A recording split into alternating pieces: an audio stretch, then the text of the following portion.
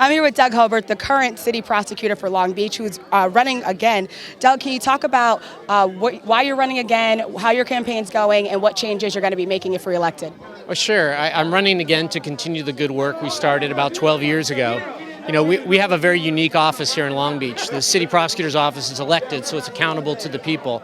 And in the last 12 years, we've really focused on some of the violent crime in the city and targeted gangs, active gang members who would cause harm to you and I and our families. And we need to focus on that kind of crime in Long Beach. But we also need to come up with innovative court diversion programs that give second chances to nonviolent first-time offenders. I'm really proud that Long Beach has the nation's first jobs-based diversion program where we're putting people who made mistakes into employment and employment services, getting them job skills so they can be fully employed and productive members of society. I'm proud of that work, and I think it's the innovative kind of work that the country is looking for. Our program is considered a model program throughout the United States, and I'm always getting calls from other prosecutors asking, how does Long Beach pull this off when other areas can't pull it off? And it's partly due to the fact that we have our own city prosecutor's office, and I'm proud of the work that my office is doing. That's just one example of what we've been doing as far as court diversion programs. Another one is geared towards those who are homeless and addicted to drugs or alcohol or have mental illnesses that are really the cause of the problems. So we get them connected to supportive housing. We actually get them assessed by a clinician, either in court or in jail before they go to court. They get assessed for whatever their problem is, their underlying condition, and then we actually get them housed. Not just shelter housing, but get them into residential live-in housing, which is really the best way for them to recover. Until they get into an environment like that where they get live-in treatment and live-in counseling, they're not going to be successful. For years, the courts have been sending people to outpatient treatment.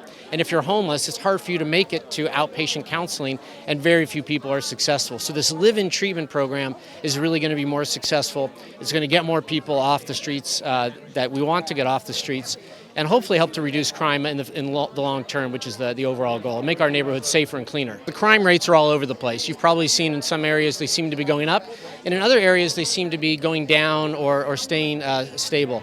In my opinion, crime is going up. The biggest indicator, the most significant crime statistic is murders. In the Los Angeles County area, the area patrolled by the Sheriff's Department, murders in the last 2 years are up over 90%. In the city of Los Angeles, murders are up over 50% in the LAPD area. Long Beach PD, it's not that high. I think it's around 17%, but any double-digit increase in murders is alarming.